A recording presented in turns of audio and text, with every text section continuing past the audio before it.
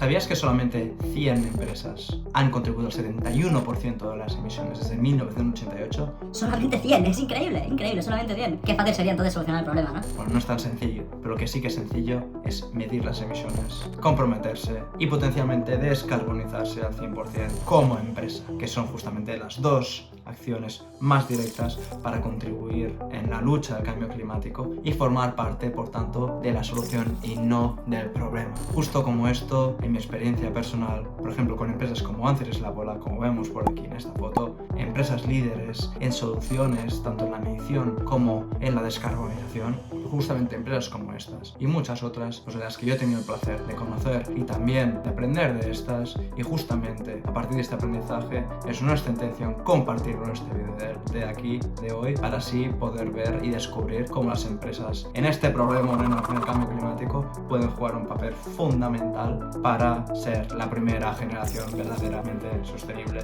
y solucionar el cambio climático. Bueno, hoy lo miraremos con una mirada muy optimista.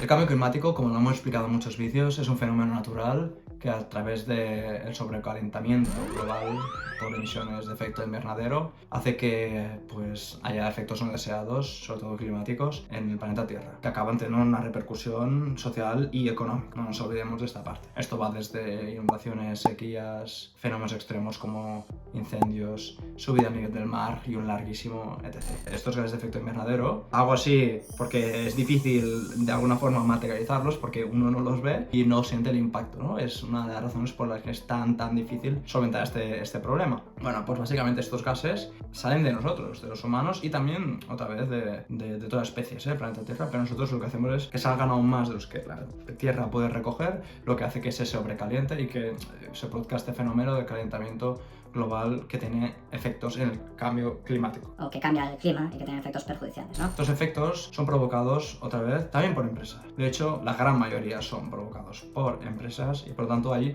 igual que forman parte del problema, también tienen que formar parte de la solución. Y algunas están formando parte de la solución.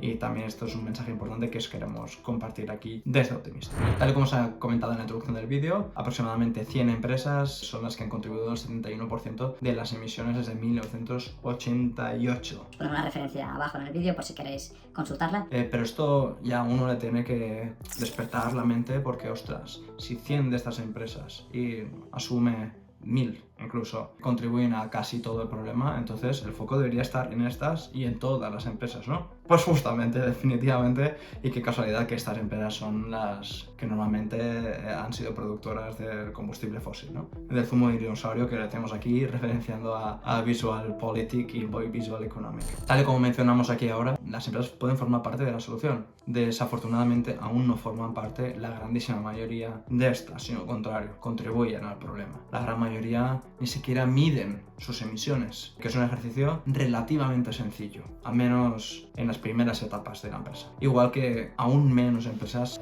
se descarbonizan. ¿Qué significa esto? Que reducen sus emisiones hasta que en algún momento ya no emitan más, sino al contrario, capturan más. Esto es un escenario ideal a décadas vista. Algunas, estoy seguro que ya lo hacen, pero en un escenario compartido de toda la humanidad, esto es irrisorio, son muy pocas empresas que hacen esto, ¿no? Pues por lo tanto que es tan importante otra vez focalizarse. ¿En qué? En dos formas. La primera es la medición, la segunda es la descarbonización y justo ahora la vamos a ver. La medición. Primero en el alcance 1, 2 y 3. ¿Qué significa esto? Primero de todo es sacar la calculadora, la hoja de Excel y empezar a medir las emisiones, aquellas pues más sencillas de la empresa. Hay algunas que son relativamente sencillas de medir y descarbonizarse, que serían las del alcance 1. ¿Qué significa esto, alcance 1? Bueno, esto es una nomenclatura específica, se podrían llamar de 1000 formas distintas, escoge esta por la forma de desglosarlas en cajones distintos, ¿no? El alcance 1 básicamente son las emisiones directas, es decir, que una empresa de cartuchos o de coches o de móviles, lo que sea, ¿no? Son aquellas emisiones que forman parte directa de las operaciones de la empresa. Por ejemplo, un caso tonto, ¿no? Pues los coches, los vehículos propios de la empresa o la oficina, ¿no? Si en mi oficina consumo X kilovatios hora, que esto acaban siendo tantos emisiones de efecto invernadero, pues esto básicamente se determina como alcance 1. Es muy fácil de calcular. ¿Por qué? Porque normalmente no son muchas partidas distintas a calcular, y luego también porque como forman parte de las operaciones de la empresa, de la propia estructura de la empresa, y que uno, lo normal, si es una empresa que funciona bien, sabe cuántos coches tiene y de qué tipo son los coches o cuántas oficinas tiene, pues a excepción de quizás empresas multinacionales que sí que el cálculo es un poquito más rebuscado,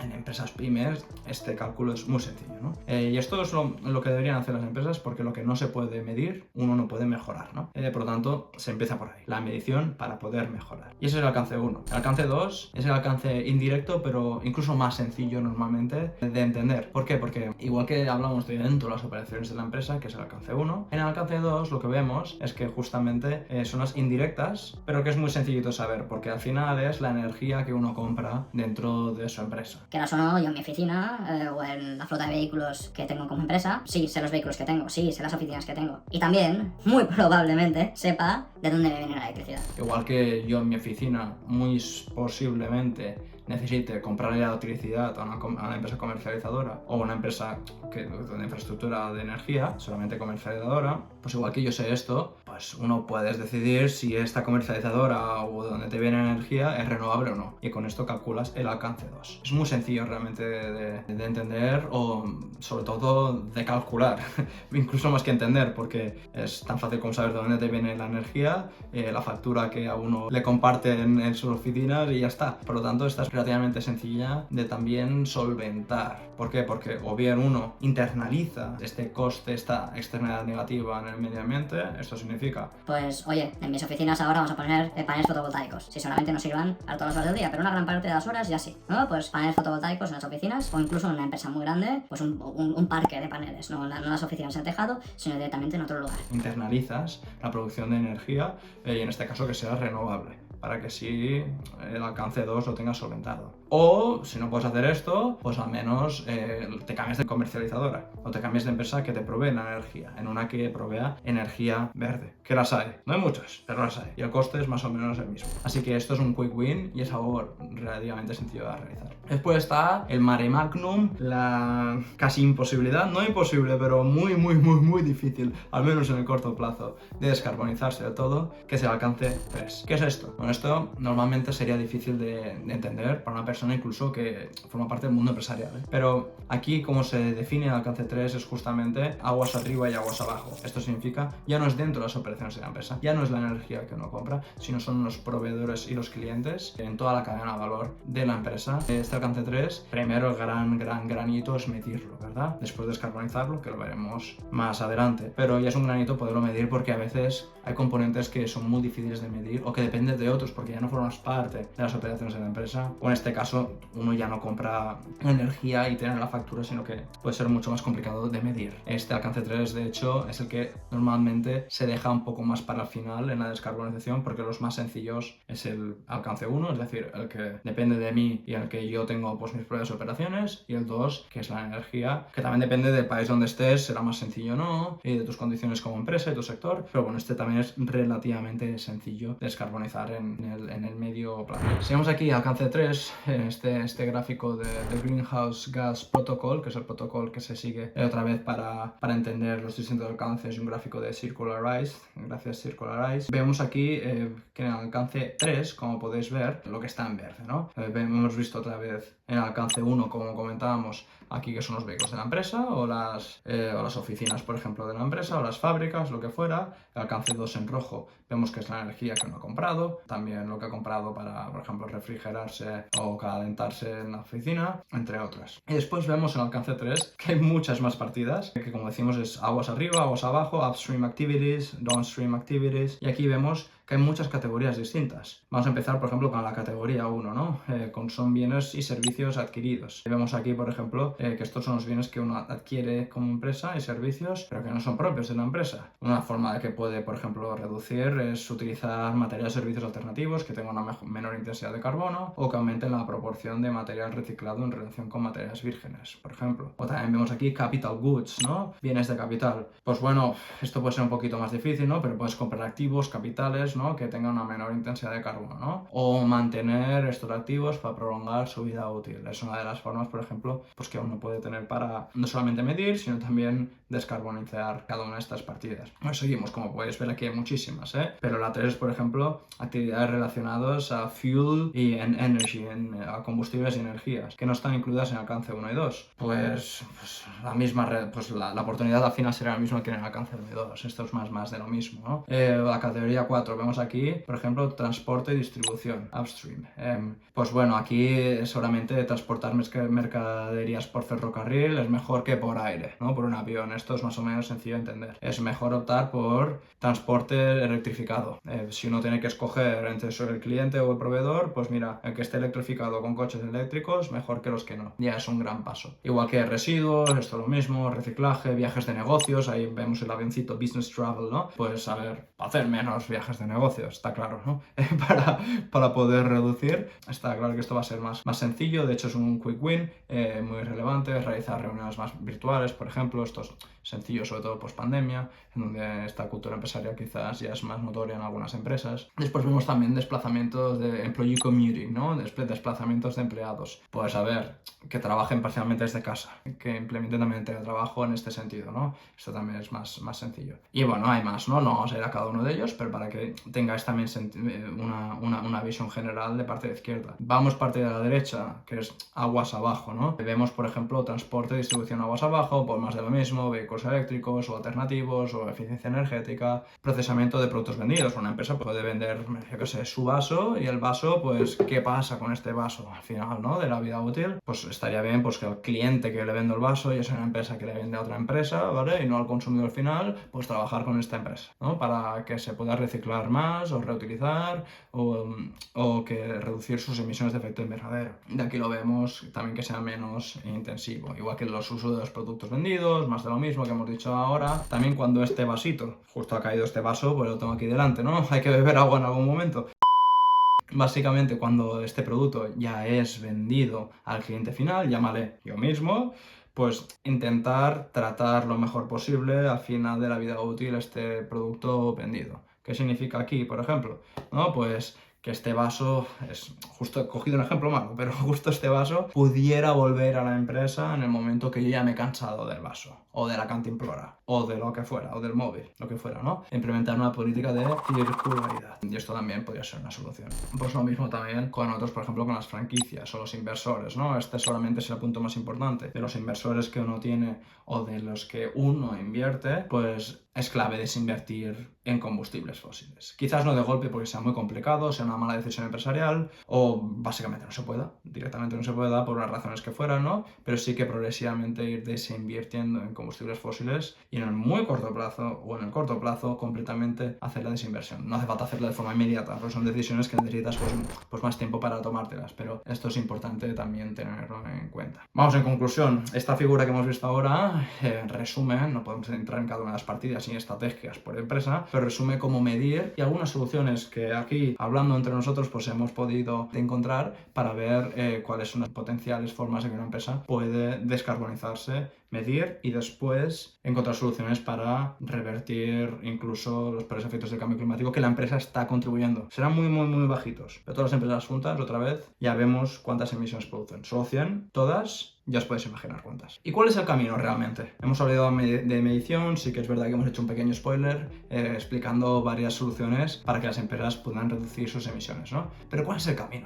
Bueno, hay un camino que es el que hemos hablado en muchos vídeos, que es el de limitar las temperaturas a 1,5 grados. Esto es importantísimo, porque es como delimita el IPCC, el Panel Intergubernamental del Cambio Climático, a que evitemos los peores efectos del cambio climático. Esto básicamente lo que significa, si hay que pensar con un timeline, un deadline, y ¿para qué año debería ser debería reducir completamente las emisiones? Pues ese deadline, esa fecha es 2050. ¡Ostras! Pero uno puede pensar, 2050 está muy lejos. Sí, pero también está aquí a la vuelta de la esquina. Y para que una empresa, o mejor dicho, todas las empresas se descarbonicen completamente para 2050, si esto acaba sucediendo, yo firmo y hago una fiesta e invito a todas estas empresas. Y seguramente me arruine de por vida, pero lo haré. Y lo estoy diciendo aquí y esto estará por siempre público. Básicamente porque esto no sucederá muy probablemente. ¿Por qué? Porque es un hito extraordinario que todas las empresas puedan descarbonizarse a 2050. Es por lo tanto que es un hito ideal, a pesar de que la proyección ahora mismo no es positiva. Aparte de la complejidad que está teniendo que todas las empresas de todo el mundo, sobre todo empresas en países menos desarrollados o emergentes, pues es muy complejo. De todas formas, dicho esto, el hito es para 2050 poder descarbonizarse al 100%, siguiendo los criterios. O para empresas muy pequeñitas,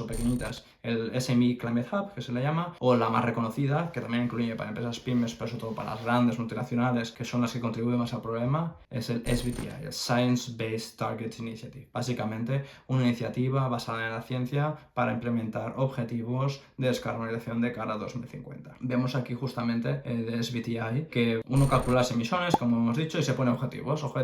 Hay gente que se pone propósitos, pero a veces se pone objetivos de descarbonización. Y hay el objetivo final de 2050, como hemos mencionado, que aquí es, oye, que yo ya no puedo contribuir más a las emisiones, o al menos al 90%, se deja un 10% final para que estas 10% de emisiones que quedan residuales, sí que uno pues comprar, las empresas puedan comprar offsets, que son compensaciones de carbono. Bueno, comprar una compensación de carbono para plantar un árbol o invertir en un proyecto de energía renovable en otro país o en un mismo país, y así de alguna forma que esto pueda capturar las emisiones y la empresa a cambio de pagar pueda mitigarlas, estas emisiones, otra vez, que es el 10% restante, sobre todo para sectores muy complejos de descarbonizar, como puede ser la aviación o el cemento o el hierro, entre otras. Y aquí vemos justamente que el 2050 es el deadline, es el día que para el examen tienes que haber sacado un 10, pero entre medio uno puede en el examen puede ir sacando un 6, un 7, un 8, y que progresivamente se va poniendo objetivos entre medio. 2030, 50% de las emisiones deben estar reducidas, ¿no? Por ejemplo,